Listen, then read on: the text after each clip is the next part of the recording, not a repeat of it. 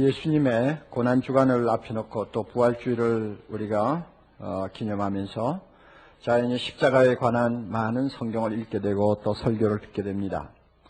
요한복음 3장 16절에 하나님이 놀라운 말씀을 하셨어요. 하나님이 세상을 이처럼 사랑해서 독생자를 주셨으니 이는 누구든지 저를 믿는 자마다 멸망치 않고 영생을 얻게 하려 하십니다.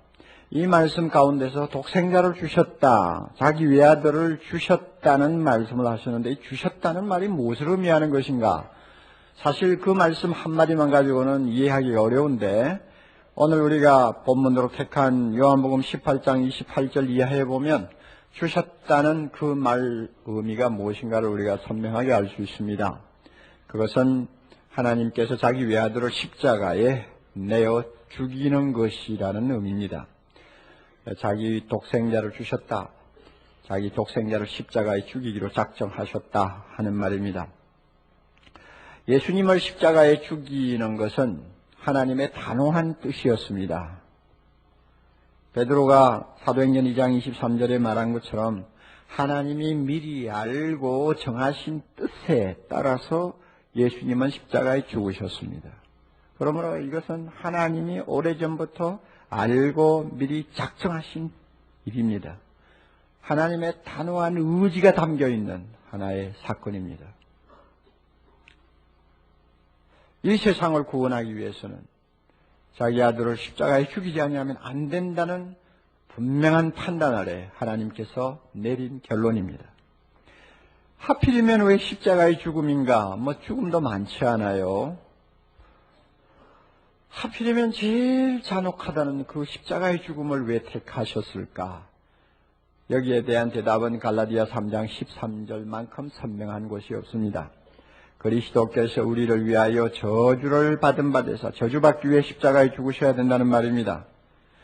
율법의 저주에서 우리를 속량하셨으니 기록된 바 나무에 달린 자마다 저주 아래 있는 자라 하였습니다. 구약시대에 사람을 악한 사람들을 사형에 처할 때 여러 가지 방법이 있었습니다만은 특별히 저주스러운 죽음을 죽어야 하는 소위 저주받은 사람에 대해서는 나무에다 매다는 것이 구약의 법이었습니다. 그때는 나무에 매달아도 죽여서 매달았지 산 사람을 나무에 매달아 놓는 일은 거의 없었어요. 저주의 상징입니다. 따라서 왜 하나님께서 예수님을 십자가에 꼭 매달아야 되셨느냐? 예수님은 저주의 죽음을 죽어야 할 입장이었기 때문에 그렇습니다. 왜 저주의 죽음을 죽으셔야 하는가? 우리 모두가 율법의 저주 아래 갇혀 있기 때문에 그렇습니다. 무슨 뜻인가 하면은 여러분 율법을 아시죠?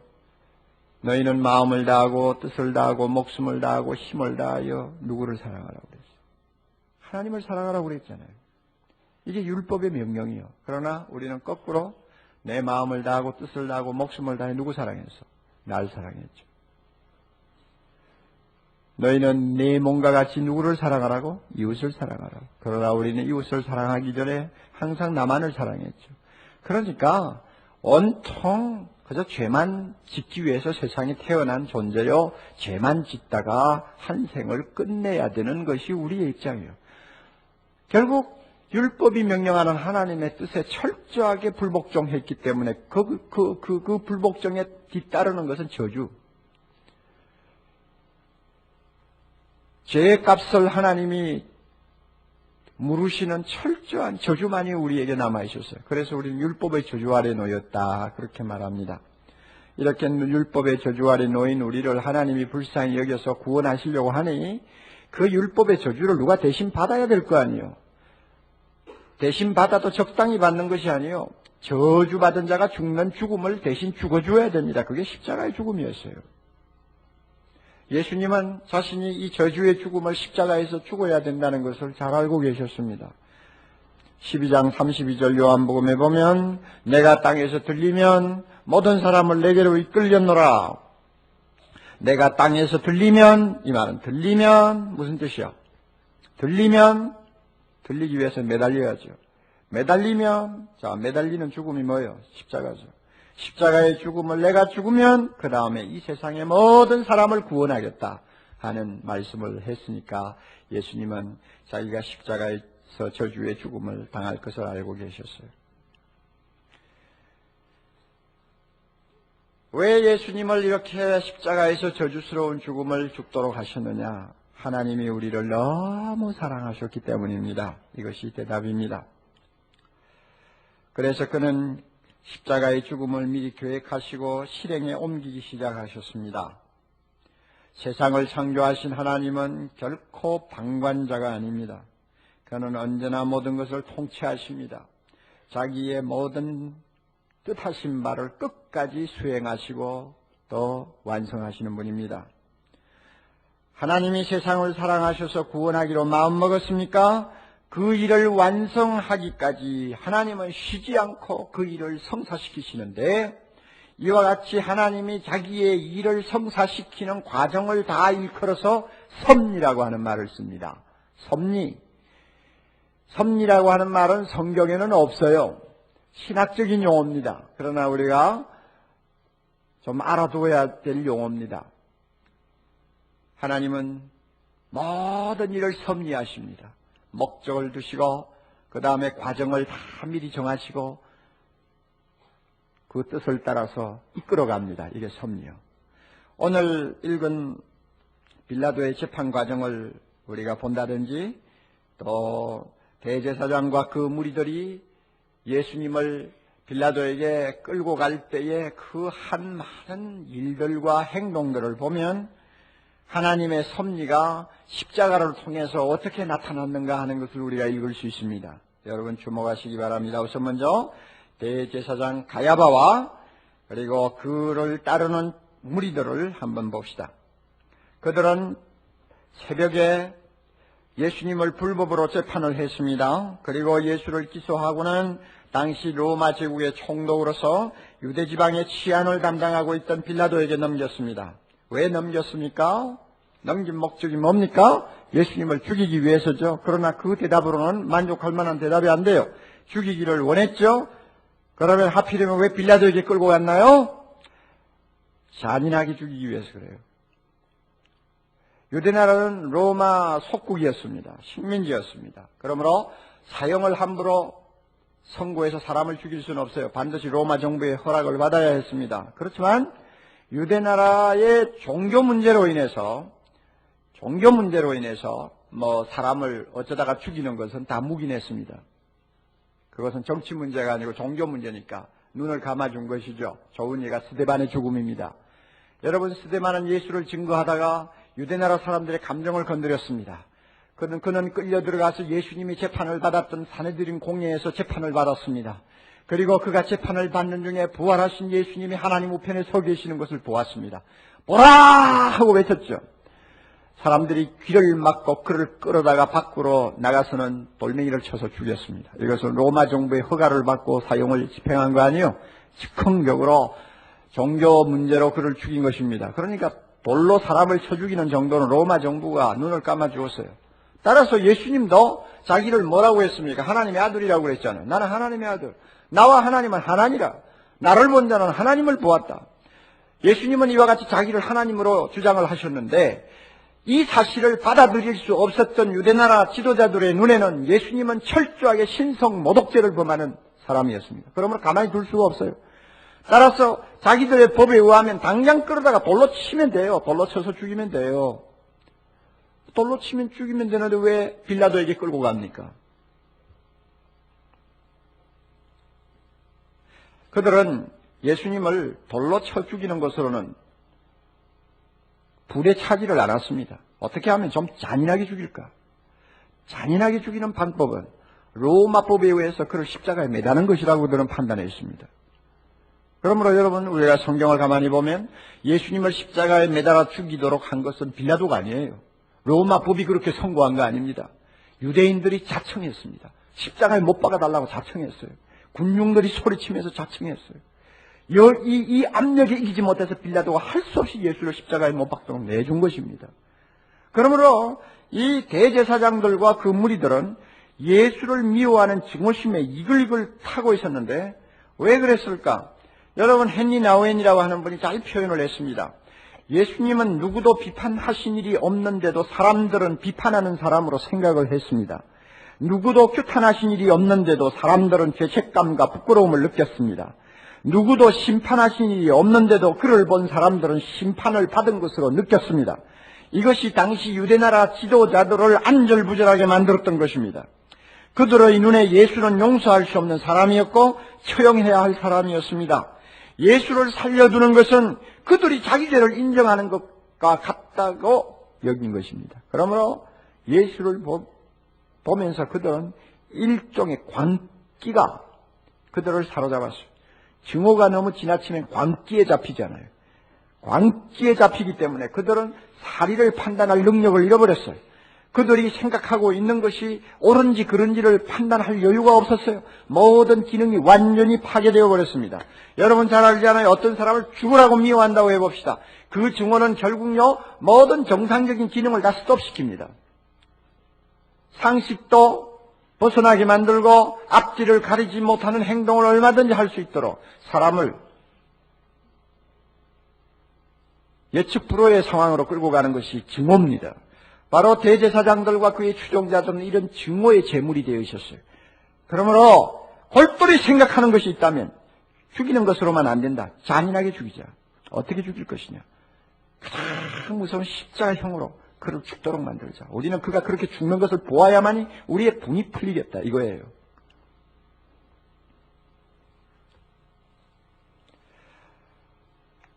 처음에 제가 말씀드렸죠. 예수님이 십자가에 죽으시는 것은 하나님의 정하신 뭐라고 그랬어요?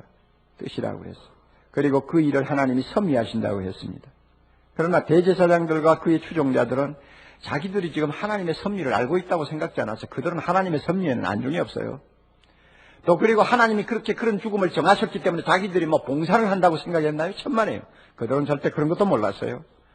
오직 잔인하게 죽여 없애자는 생각으로 빌라도를 찾았습니다. 그래서 처음에는 예수를 행악자라고 고소했다가 그것이 먹혀두지 않으니까 나중에는 세금을 바치지 말라고 선동했다고 고소했다가 그것도 먹히지 않으니까 나중에는 자기를 왕이라고 해서 로마 황제 가이사랴를 반역했다고 몰아붙였습니다.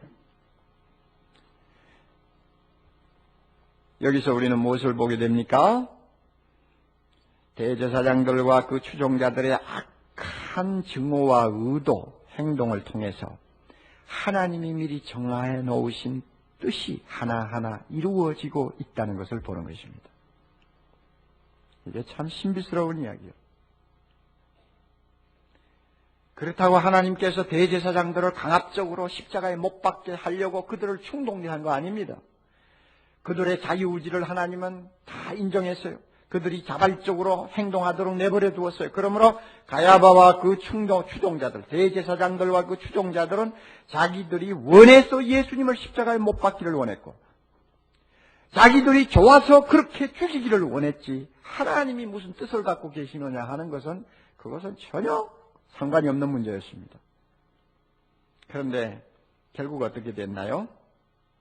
그 사람들의 증오와 잔인성, 이것이 결국 하나님의 뜻을 성취시키는 하나의 손이 되었다는 것을 알 수 있습니다. 어거스틴이라고 하는 유명한 교부는 이런 말을 했어요.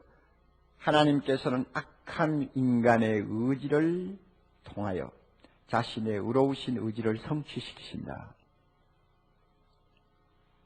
대제사장의 증오와 잔혹함이 오히려 세상을 구원하고자 하시는 하나님의 뜻을 이루는 수단이 되었다. 얼마나 신비스럽습니까? 또 빌라도를 잠깐 봅시다. 빌라도는 사실 이 예수님의 이 소송권을 다루고 싶어 하지 않았습니다. 가뜩이나 자기 아내가 지난밤에 무슨 꿈을 꾸었는지는 모르지만 그 사람에게 손대지 마십시오. 그 사람 문제 상관하지 마십시오. 남편에게 사람을 보내서 간곡하게 요청한 말을 들었기 때문에 더더욱이 예수 문제는 자기가 손 안 대고 싶었어요.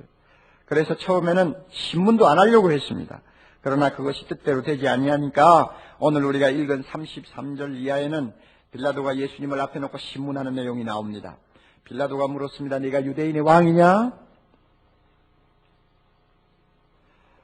예수님께서 대답했습니다. 내가 왕이니라. 그러나 내 나라는 이 세상에 속한 나라가 아니다. 내 나라는 진리로 세워지는 나라다.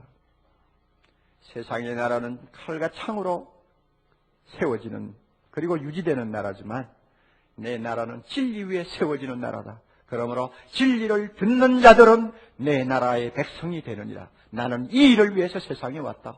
나는 이 나라의 왕이 되기 위해서 지금 이 자리에 섰다 하는 것을 주님이 분명히 말씀하셨어요.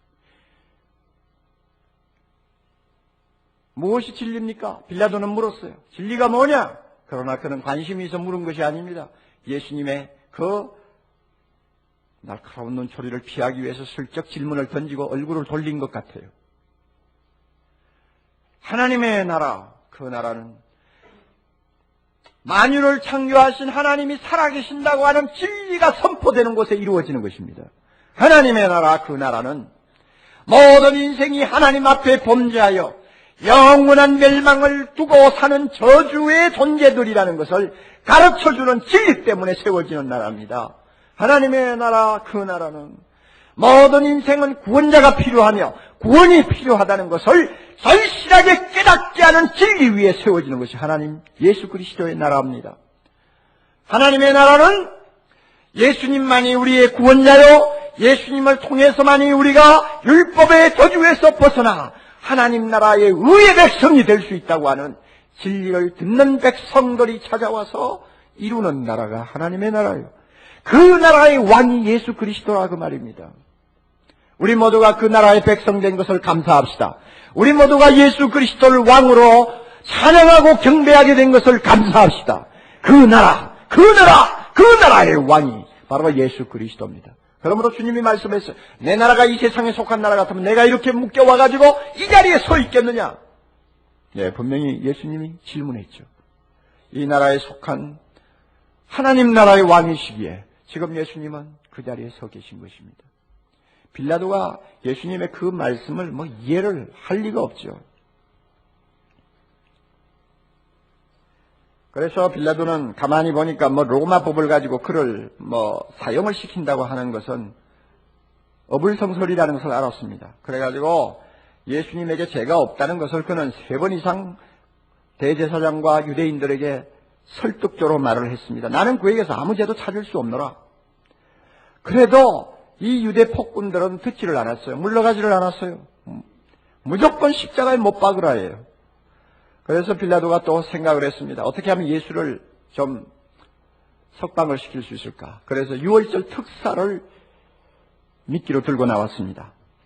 6월절이 되면은 제수 하나를 놓아주는 아마 특사가 있었나 봐요. 빌라도가 제시를 했어요. 지금 6월절이 아니냐? 내가 제수 하나를 놓아주기를 원한다. 예수를 놓아주기를 원하는데 너희들 어떠냐? 유대인들이 그 말에 아니야, 우리는 예수는 원치 않아. 얼마 전에 너희들이 투옥시킨 바라바를 놓아달라. 그래가지고 결국 바라바가 특사로 놓이고 예수님은 여전히 묶여 있었습니다. 빌라도가 가만히 생각을 합니다. 어떻게 하면 예수를 좀 도와줄까? 그는 그렇게 생각하다가 잔인한 방법을 하나 머리에 떠올렸습니다. 예수를 죽으라고 때려가지고 사람들에게 동정을 좀 받도록 하자. 그래가지고 군사들에게 명령했습니다. 끌고 가서 채찍질해라. 여러분, 로마 군인들이 때리는 태장은 무서운 것입니다. 기록에 보면은 10사람 중에 한두 명은 죽어나간다고 합니다. 그 매를 이기지 못해가지고. 예수님을 태장으로 때렸습니다. 온몸이 피투성이가 되고 살점이 그냥 뜯겨나갔습니다. 거기에다가 가시관을 씌웠습니다. 여러분, 가시는 뭡니까? 죄와 저주의 상징입니다. 아담 하와가 하나님 앞에 범죄하자마자 땅이 저주를 받아 가시가 났습니다. 그러므로 세상 죄를 지고 가는 예수님의 머리에 가시관을 씌우는 것은 어떤 면에는 굉장한 의미를 갖는다고 생각합니다. 로마 군인들이 그런 거 생각했겠어요? 무작정 그냥 예수님을 괴롭히기 위해서 가시관을 엮어가지고 팍 씌운 거죠. 그리고는 홍포를 입히고 정말 눈을 뜨고 볼 수 없는 비참한 모습으로 예수님을 군중들 앞에 끌어냈어요. 그리고 군중들 앞에 세웠습니다. 빌라도가 외쳤습니다. 자, 이 사람이다. 너희의 왕이야. 보라. 얼마나 불쌍하냐. 이 정도로 하고 놓아주자.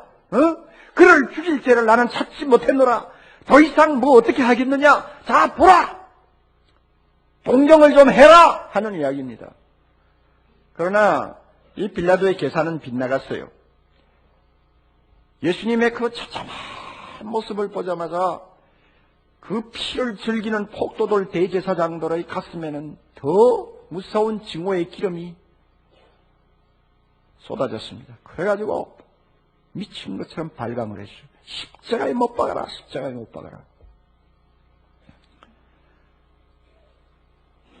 그리고는 빌라도를 협박했습니다.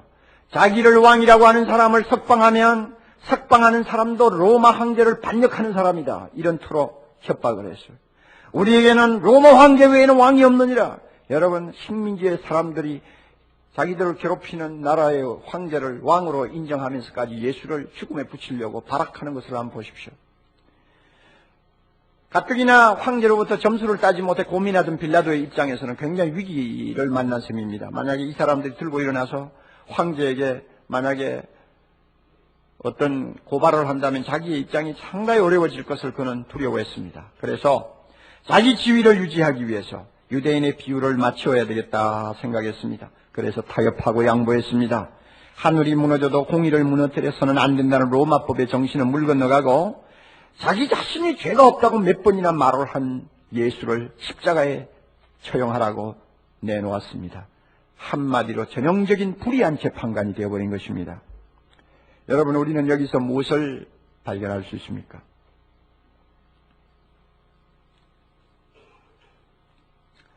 만일 빌라도가 자기 소신대로 예수는 죄가 없어, 난 석방하겠어 하고 내놨다면 예수님이 십자가에 못 박혀 돌아갈 수 있을까요? 다시 말하면 하나님의 정하신 그 죽음을 주님이 당할 수 있을까요? 안 되죠.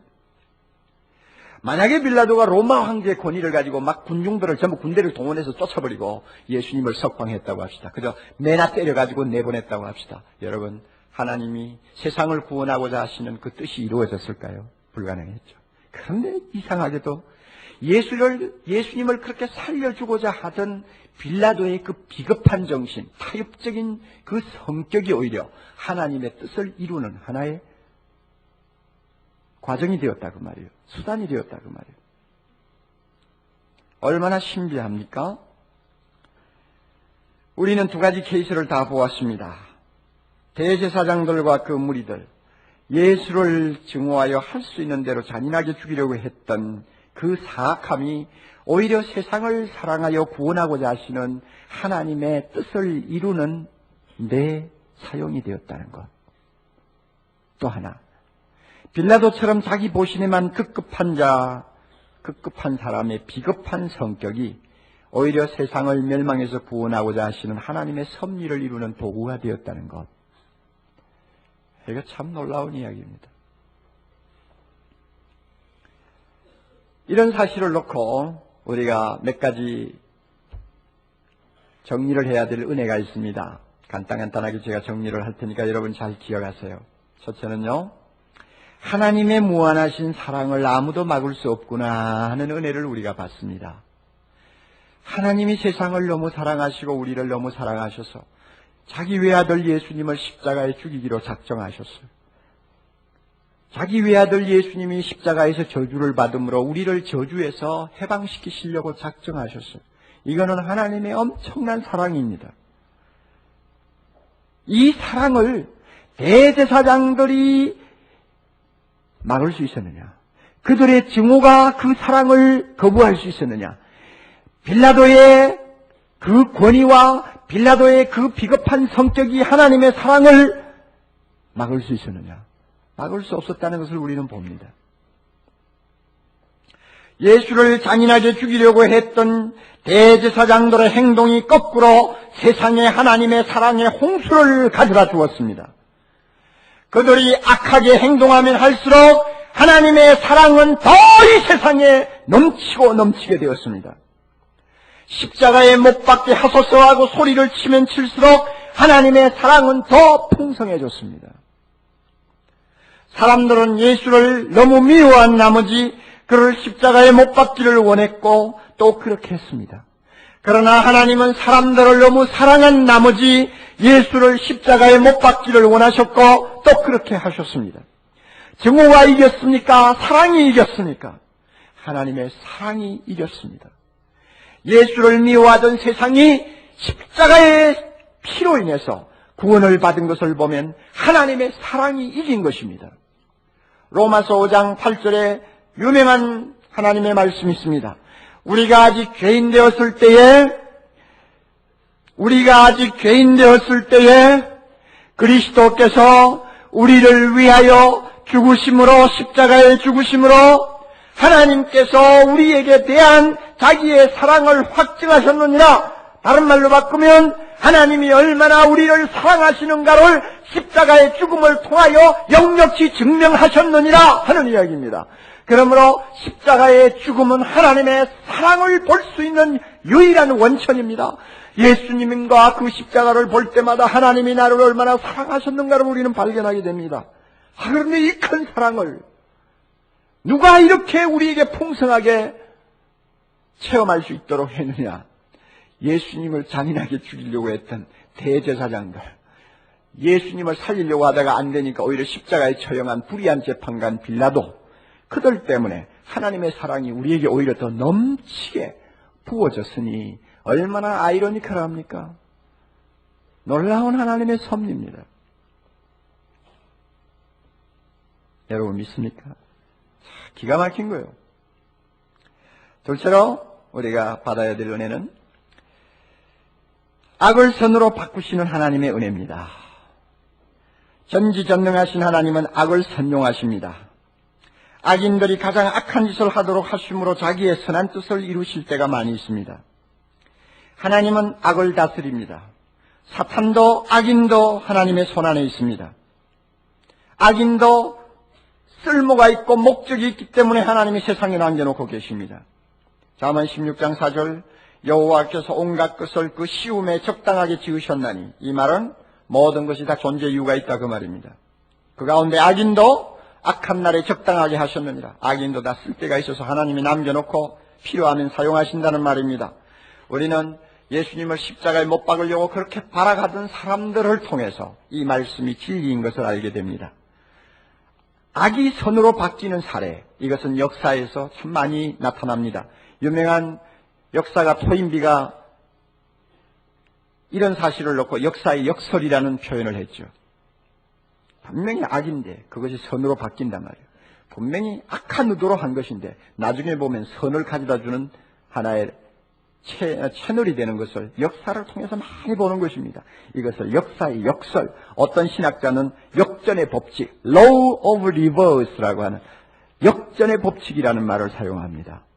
하나님의 아들을 없애기 위해 사용하였던 십자가 처형이 오히려 세상을 구원하는 능력이 된 것, 바로 아주 좋은 샘플이죠.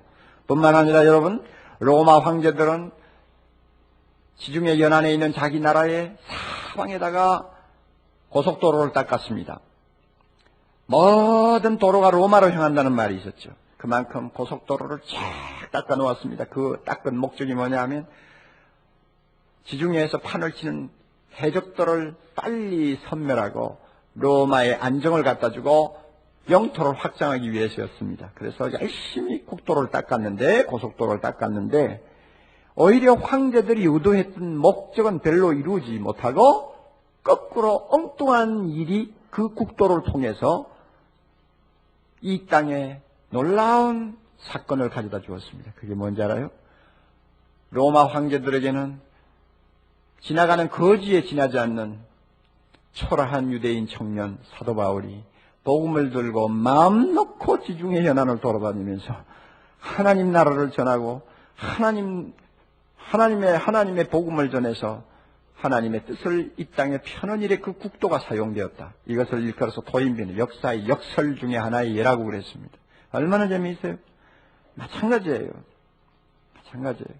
하나님은 악을 선으로 바꾸십니다. 이것은 비록 우리를 구원하시는 일에만 적용되는 내용이 아닙니다. 우리 개인적인 생활에서도 그대로 적용이 됩니다. 지금 악처럼 보이는 고통을 여러분 당하고 있습니까? 육체의 병도 악입니다. 그렇게 건강관리 열심히 했는데 병이 생겼다, 악이죠. 여러분 그렇게 마음 놓고 열심히 성실하게 일한 직장에서 쫓겨나요? 악이죠. 여러분 나는 의롭게 살려고 하는데 악하게 사는 사람보다 더 고통스러운 나날을 보낸다, 악이죠. 우리가 이해할 수 없는 악들이 우리 주변에 너무 많이 있습니다. 이 가운데는 이런 악으로 인하여 날마다 숨을 쉴 수 없을 만큼 긴장하면서 살아야 하는 분들이 있을 것입니다. 그러나 한 가지 알아두세요. 우리의 한 생을 미리 작정하시고 섭리하시는 하나님은 모든 결과를 다 알고 계십니다. 할렐루야. 우리를 위해 모든 것을 미리 작정하고 계십니다. 그러므로 하나님의 뜻은 반드시 이루어집니다. 따라서 하나님의 선하시고 사랑이 넘치는 그 뜻을 이루기 위해서 가끔 악하게 보이는 것들을 우리에게 허용하실 때가 있어요. 그 이유가 뭡니까? 그 악을 선으로 바꾸기 위해서입니다. 악한 것에서 좋은 것을 낳기 위해서입니다. 모든 것이 합력하여 선을 이루게 하기 위해서입니다. 이것을 믿으시기 바랍니다. 여러분, 창세기 50장 20절은 유명한 말입니다. 이것은 정말로 역전의 법칙을 가장 웅변적으로 보여주는 하나의 말씀 아닙니까? 요셉이 형들의 증오에, 형들의 미움에 희생이 되었습니다. 그 10대의 소년으로 그야말로 피눈물을 흘리면서 팔려가지 않았습니까? 평생을 그 원수를 어떻게 갚겠어요? 그러나 그가 몇십 년 후에 형들을 만나고 나서 그 형들에게 이런 말을 했어요. 당신들은 나를 해하려 하였으나, 당신들은 나를 해하려고 했지만 하나님은 그것을 선으로 바꾸사, 하나님은 그것을 선으로 바꾸사 오늘과 같이 만민의 생명을 구원하게 하셨습니다. 기가 막히죠?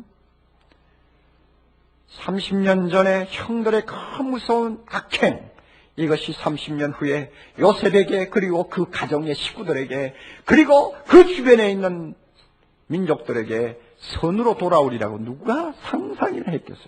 누가 계산이나 했겠어요? 그러나 선하신 하나님은 우리가 당하는 악을 이렇게 선으로 선용하시는 일을, 악으로 바꾸시는 일을 우리는 얼마든지 볼 수 있습니다. 그러므로 여러분, 믿음을 가지세요. 내 앞에 있는 악을 볼 때마다 여러분 믿음을 가지세요. 하나님이 지금은 가시지만 나중에는 장미로 바꾸어 주시는 날이 올 것이다. 믿으시기 바랍니다. 우리 하나님이 이거 하십니다. 하세요. 셋째는 예수님 그분만이 우리를 율법의 저주에서 구원하실 구원자라는 사실을 다시 한번 우리가 확신하게 됩니다. 예수님은 죄가 없다는 것이 재판상에서 드러났습니다.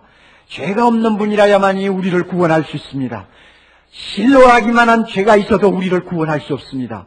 죄 없는 하나님의 아들만이 우리를 구원할 수 있는데, 예수님이 죄가 없다는 사실을 누가 증명했습니까?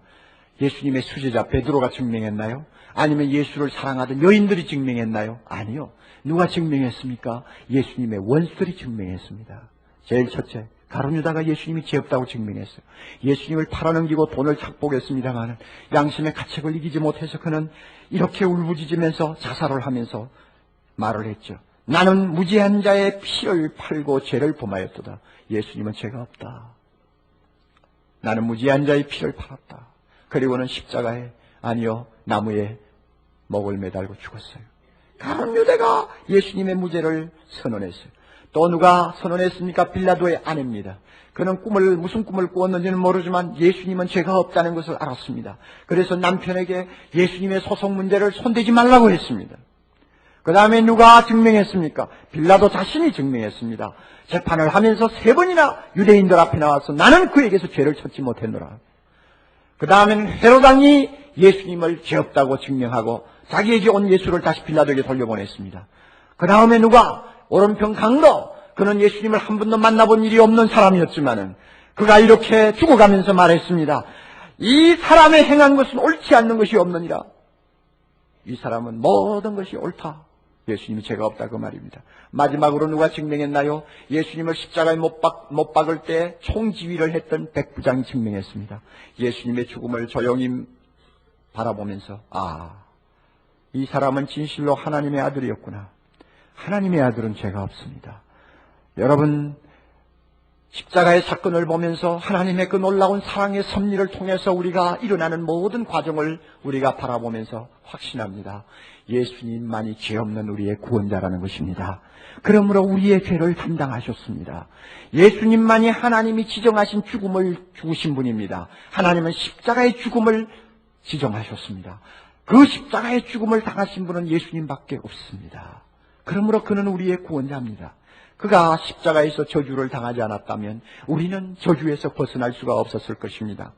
예수님만이 하나님이 원하시는 만족한 제사를 드렸습니다. 영원하고 온전한 제사를 예수님이 드리심으로 이제는 십자가의 죽음도 더 이상 필요가 없게 되었습니다. 할렐루야. 더 이상 예수님이 당하신 죽음, 저주의 죽음 더 필요하지 않습니다. 짐승의 제사도 필요하지 않습니다. 오직 하나님을 찬송하는 것만이 남아있을 뿐입니다. 영원한 제사를 드리신 예수님, 그분이야말로 우리의 구원자 되십니다. 할렐루야. 그러므로 우리는 어떻게 해야 될까요? 십자가 생각할 때마다, 십자가의 주님을 생각할 때마다 눈물도 나죠. 어떤 때는 참 입을 다물고 가만히 있을 수 없는 감격을 느끼죠. 그러므로 여러분, 꼭 고난주간을 당해서만이 아니라 우리 한평생 나 같은 저주받은 죄인을 구원해 주신 십자가의 주님 생각할 때마다 우리는 십자가를 자랑해야 합니다. 십자가를 기뻐해야 합니다. 십자가 앞에 우리의 마음을 쏟아놓아야 합니다. 갈라디아 6장 14절, 그러나 내게는 우리 주 예수 그리스도의 십자가 외에는 결코 자랑할 것이 없다. 바울은 평생 십자가가 자랑이었습니다. 그 십자가 때문에 자기는 저주 대신 하나님의 축복을 받았으니 어찌 자랑하지 않겠습니까? 터틀리안이라고 하는 유명한 교부가 남긴 글을 보면 감동적인 말이 있습니다. 기독교가 처음 탄생하고 나서 한 300년 동안은 호되게 핍박을 받으면서 기독교가 확산이 되었습니다. 얼마나 많은 순교자들이 피를 흘렸는지요. 얼마나 많은 가족들이 이리 찢기고 저리 찢겼는지요. 얼마나 어린 자녀들이 고아가 되어서 세상을 방황하면서 돌아다녔는지요. 얼마나 불쌍한 과부들이 먹지 못해서 굶어 죽었는지요. 그 무서운 혹독한 핍박, 예수 때문에 당하는 핍박을 그들은 견디면서도 300년 동안 기독교는 점점 퍼져서 나중에는 로마 황제가 기독교 앞에 굴복하는 날이 왔지 않습니까? 그런데 그 시련이 심했던 혹독한 300여 년 동안 터틀리안 교부를 위시해서 기독교인들은 어떻게 살았느냐? 그들은 십자가만을 자랑했다고 합니다. 그의 글에 이런 말이 있습니다. 우리는 여행을 떠나 다른 곳에 갈 때에도, 집에 올 때에도, 외출하면서 신을 신을 때에도, 목욕을 할 때에도, 식사를 할 때에도, 불을 켤 때에도, 잠자리에 들 때에도, 앉을 때에도 우리가 무엇을 하든지 간에 우리는 이마에 십자가를 그었습니다.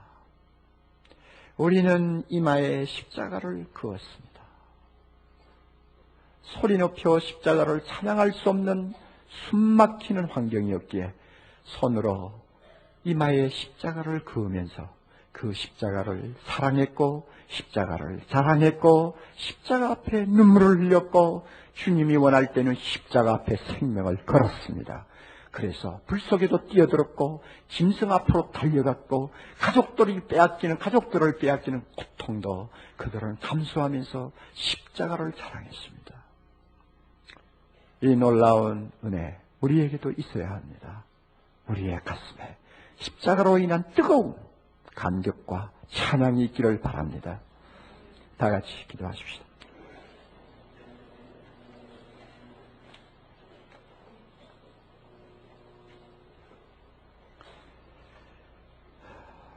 나를 사랑하사 나를 위하여 자기 몸을 버리신 예수님 감사합니다. 빌라도의 그 사악함과 대제사장들의 그 잔혹함이 오히려 하나님의 사랑을 우리가 누리도록 해주신 신비스러운 섭리 우리가 오늘 생각하면서 우리 하나님 앞에 감사를 드립니다. 주님, 고난주간을 우리가 목전에 두고 있습니다. 우리 성도들의 마음을 성령께서 일깨워 주시기를 바랍니다. 나를 저주에서 건져주신 예수 그리스도와 그 십자가를 생각할 때마다 감사하지 아니하면 안 되는 뜨거움이 있게 주옵소서. 자랑하지 아니하면 안 되는 감격이 있게 주옵소서. 하나님 아버지여, 하나님 아버지여, 잠자는 영혼들을 깨워주시고 아직도 십자가의 은혜를 알지 못하는 심령에 주의 영이 함께 하셔서 빛을 비추어 주시옵소서. 우리 모두를 십자가 앞으로 이끌어 주시옵소서. 이 시간 주님, 우리가 준비한 헌금을 주님께 드리려고 합니다. 하나님, 우리 중에는 너무나 어려운 생활고로 신음하는 분들이 많이 있습니다. 그럼에도 불구하고 정성껏 적은 물질이나마 주님 앞에 가지고 나와서 드릴 수 있도록 믿음 주신 것을 감사합니다. 주님, 이 예물을 받으시옵소서. 그리고 각자의 기도와 소원을 들으시고 100배로 응답해 주시기를 바라옵나이다. 하나님, 병중에 있는 자들을 일으켜 주시고 하나님, 실업으로 고통하는 가정에 주님께서 살 길을 열어 주시옵소서. 자비로우신 하나님 아버지시여, 우리가 지난주에 이어서 공동회의를 잠깐 열려고 합니다. 이 일에도 우리 하나님 함께 하셔서 주님이 원하시는 자들을 피택해 주시고 하나님의 나라가 더욱더 사랑의 교회로 인하여 확장될 수 있도록 축복해 주옵소서. 예수님 이름으로 기도하옵나이다. 아멘.